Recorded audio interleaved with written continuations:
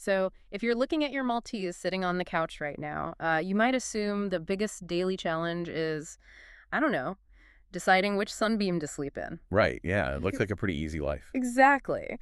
But we've got this stack of sources in front of us today, and we're going to do a deep dive into something that, well, it kind of flips that whole idea on its head. I'm your host, and I'm here with our resident veterinary expert. Hey everyone, glad to be here.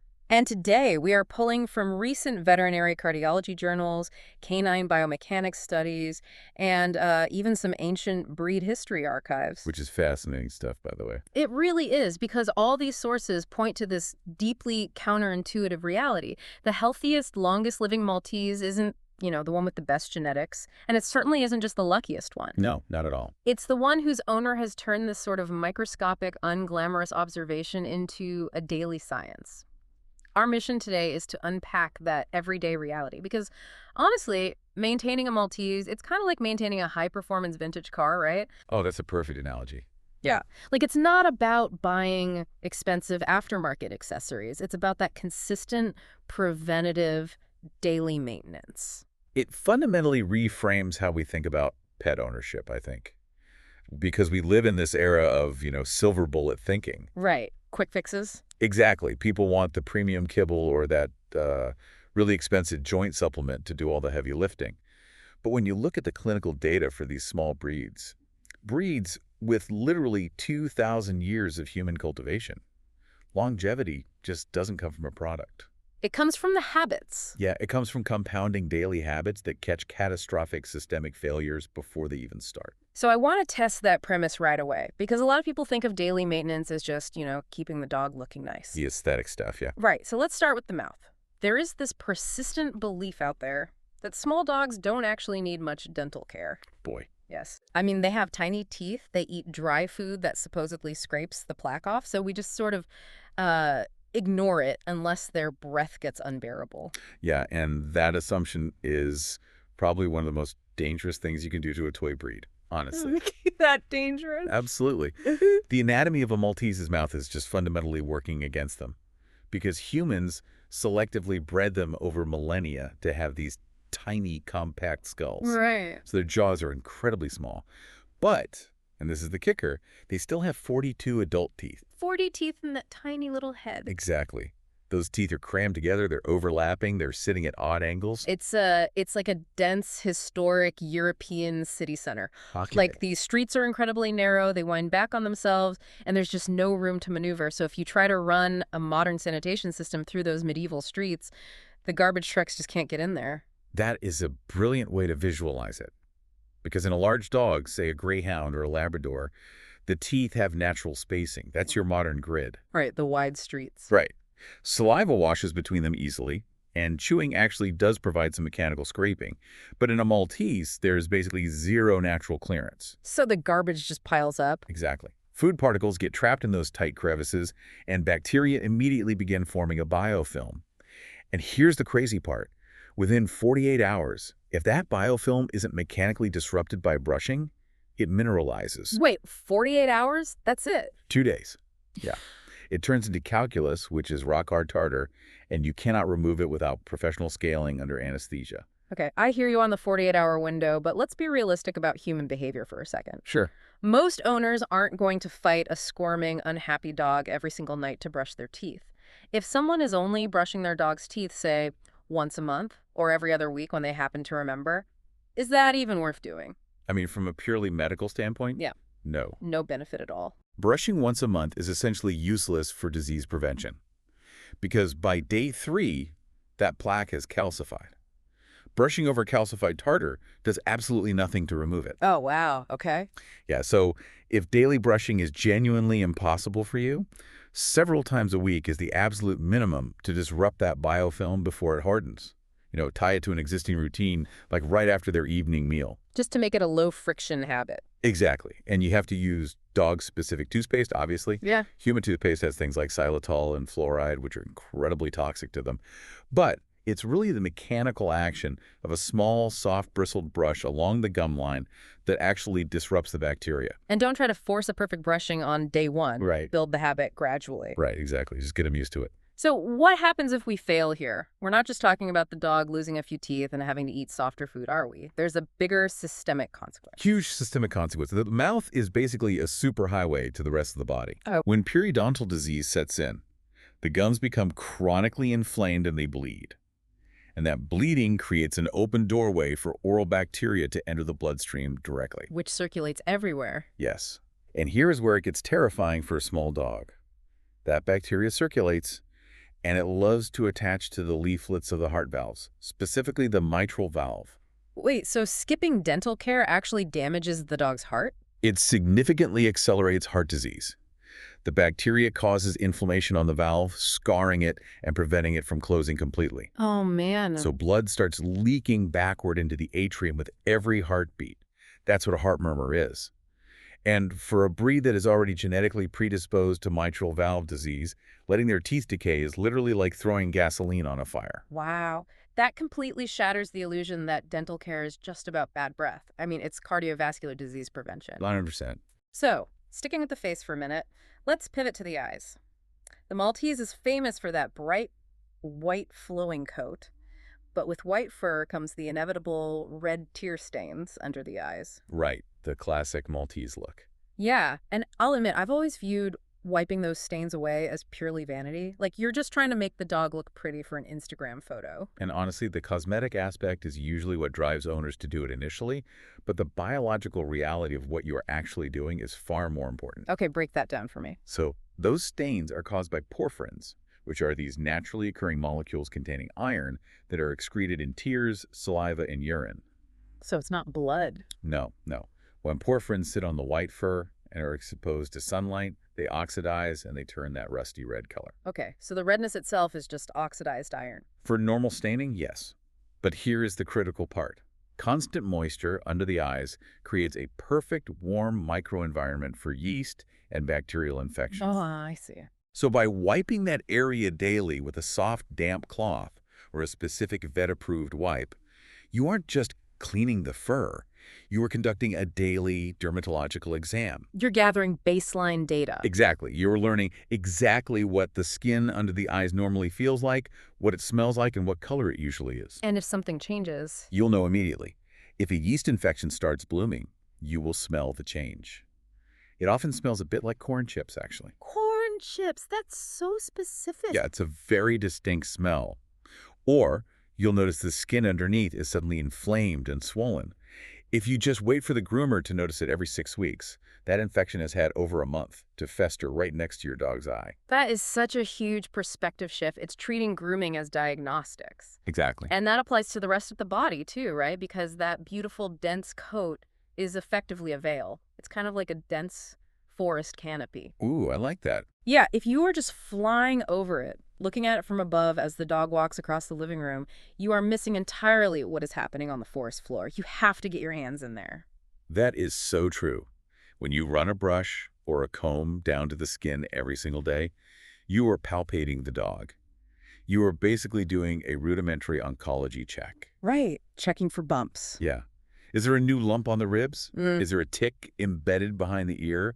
Has a hot spot developed on the hip that you couldn't see through the hair? And just preventing matting isn't just about keeping the hair smooth, is it? No, not at all. Matting is a mechanical injury. A mechanical injury? How so? When hair tangles and forms a dense mat, it tightens with every movement the dog makes. It actively pulls the skin away from the underlying muscle. How? Yeah, causes localized pain. It restricts blood flow to that patch of skin, and it traps moisture and bacteria against the body. Daily brushing breaks that cycle before it even starts. And then getting them professionally groomed every 4 to 6 weeks resets the coat to a manageable state. Okay, so once you are intimately familiar with the dog's coat and skin, you kind of have to look deeper. Let's move into the underlying structure, the micromechanics of a tiny dog. This is where things get really fascinating. The sources place a massive emphasis on weight management. Now, I have to push back a little here because humans fluctuate by a half pound between breakfast and a heavy lunch. But the literature warns against even a half-pound weight gain in a Maltese. I know it sounds extreme. Right. Is that really a medical crisis, or are we being a little neurotic here? It sounds totally neurotic until you actually do the math. We have to look at proportionality. Okay. A healthy adult Maltese might weigh 6 pounds. So a half-pound weight gain is nearly 10% of their entire body mass. Oh, wow. 10%. Yeah. If a 150-pound human put on almost 15 pounds of pure fat, you would absolutely feel it. Your clothes wouldn't fit, your knees would ache going up the stairs, your stamina would drop. Right. That makes total sense when you put it like that. And for a dog, you can't rely on your eyes to catch this. A full coat will completely hide a 10% weight gain. So what is the actual mechanical consequence of that extra half pound on such a tiny frame? It creates a devastating domino effect on their joints, specifically their knees. Maltese, like a lot of toy breeds, are genetically prone to a condition called luxating patellis. Okay, for those of us without a veterinary degree, what is actually happening mechanically in the dog's knee when a patella luxates? Sure, so the patella is the kneecap. It's supposed to slide up and down in a V-shaped groove at the bottom of the femur, the thigh bone, as the knee bends. Okay, got it. But in many small dogs, because of how their legs are angled, that groove is just too shallow. So the track isn't deep enough to hold the wheel. Exactly. Yeah. And when the dog turns sharply, or maybe jumps off the couch, the kneecap pops completely out of the groove and slides to the inside of the leg. Oh, that sounds painful. It is. The dog will usually suddenly hold that back leg up in the air and kind of skip for a few steps until the kneecap pops back into place. I've actually seen small dogs do that little skip on walks. Yes, that's exactly what that is. And every time that kneecap slides out, it grinds away at the cartilage. It causes osteoarthritis. Now imagine adding 10% more body weight to a knee joint where the bones are already grinding against each other improperly. You are just accelerating the destruction of that joint. Precisely. So monitoring weight isn't about, like, keeping them skinny for looks. It's about preserving their mobility for years. Exactly. How do we actually track it without obsessing over a scale every day? It goes right back to the hands-on diagnostics we talked about. During your daily brushing, just run your hands lightly over their rib cage. You should be able to feel the individual ribs without having to press down hard through a layer of fat. What about when they're wet? Yes. When they are wet in the bath, you should see a clear, tucked-in waistline. And honestly, stepping on a simple digital scale once a month and noting it in your phone is a highly effective way to catch a creeping upward trend before it gets out of hand. That's super practical. Speaking of mobility, let's talk about the landing gear, the extremities, the paws, and the nails. I always thought trimming a dog's nails was mostly about stopping them from clicking loudly on hardwood floors. Or keeping them from scratching the furniture. Exactly. Well, the clicking on the floor is actually your auditory warning alarm that the dog's skeletal alignment is being compromised. Wait, compromised how? Think about the biomechanics. A large dog, like a German Shepherd, generates a massive amount of friction when they walk or run on pavement. Their body weight naturally grinds the nail down. Right, makes sense. But a tiny Maltese doesn't generate enough downward force to wear the nail down naturally, even if you take them on a really long walk. So the nails just grow long. And when they touch the ground. When a long nail hits the ground, it acts as a lever. It physically pushes the dog's toe bone backward and upward into the foot. Yeah, flattens the foot out. This completely alters the angle of the carpus, which is the wrist joint, and the tarsus, the ankle. The dog literally has to adjust their posture just to avoid the pain of their toes being shoved backward. That is wild. I never connected a long toenail to something like shoulder pain. Oh, it's all connected. Yeah. That unnatural posture forces the muscles and ligaments in the shoulders and hips to work in ways they just weren't designed to.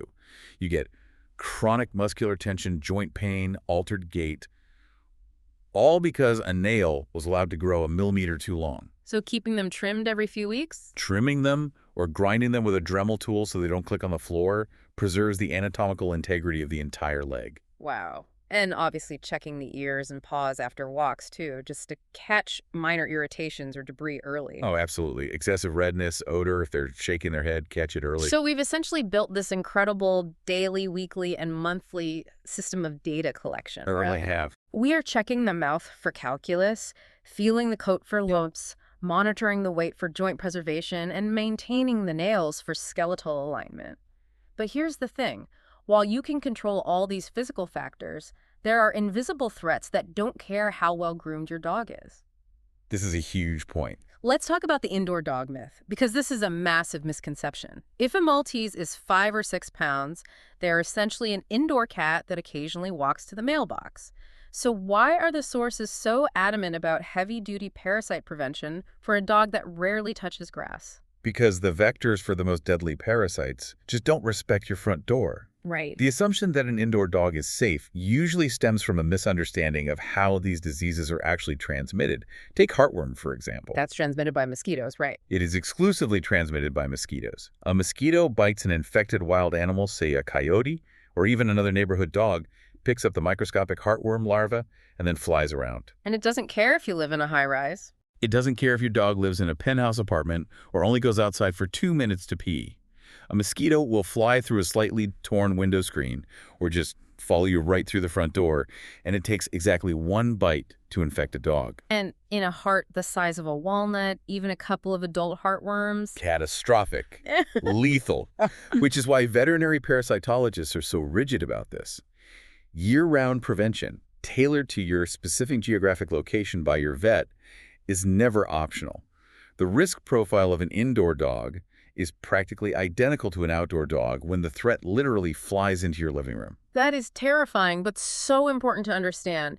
And it brings us to another dangerous assumption that the sources call the eating normally fallacy. Oh, this one is so common. I think a lot of us operate under the assumption that if the dog is enthusiastically eating their dinner, everything under the hood must be fine.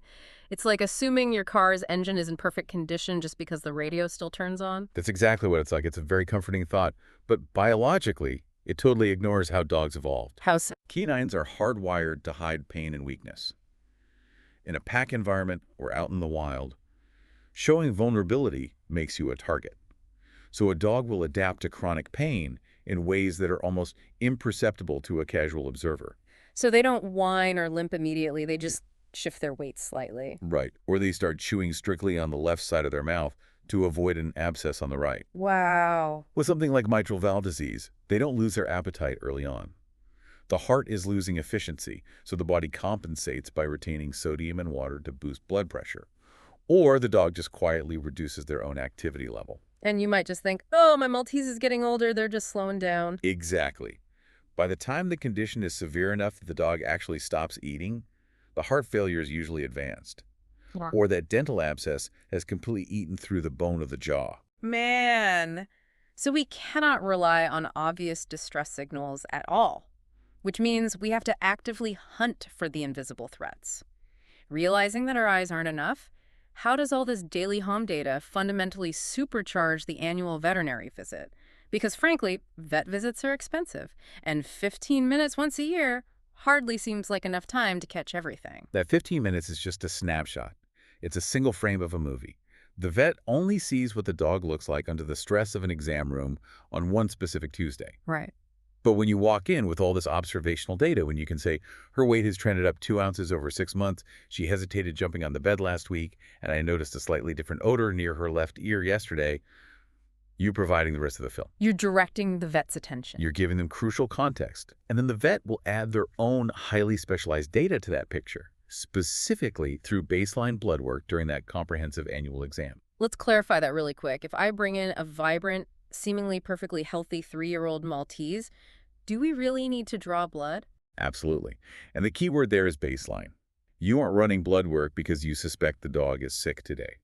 You are running it to find out what perfectly healthy looks like on a cellular level for your specific dog. Because what's normal for one dog might be a warning sign for another. Exactly. The lab will measure liver enzymes, kidney function markers, red and white blood cell counts. Every dog has a unique baseline within the normal range. Okay, that makes sense. So if you have those numbers from when the dog is 3 and you test again when the dog is 7, a slight elevation in kidney values might still technically fall in the normal range on the lab sheet. But the vet can see it's a massive jump for your dog. So they catch the renal decline years before the dog ever starts drinking excessive water or showing clinical symptoms. Precisely. Preparation really is power here. So keeping all these records, vaccines, dental charts, weight trends, baseline labs, it means you never walk into a clinic relying on your memory. Our sources mentioned using digital tools like the VitalPet app just to keep all this data accessible in your pocket. Yeah, it just takes the cognitive load off the owner. If we Okay. connect this to the bigger picture, no single habit we've discussed today is dramatic on its own. Right, wiping an eye, feeling a rib. Brushing a tooth. But consistently compounded over years, supported by data, they form a remarkably thorough, scientifically valuable health shield around the animal. It's fascinating to connect this hyper-modern, data-driven approach back to the history of the breed. I mean, the human Maltese connection goes back over 2 millennia. Aristotle wrote about them. They sat on the laps of Roman governors. Incredible history. Yeah.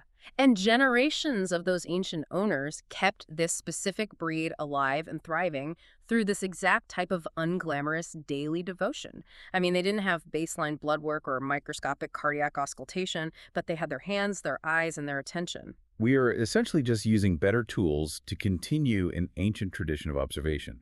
You're participating in a lineage of care. And doing this ensures that a well-cared-for Maltese will spend a meaningfully long time in its senior chapter, where all these habits become even more critical. Oh, absolutely. The foundation you build when the dog is 2 years old is exactly what dictates their quality of life when they are 12 or 14.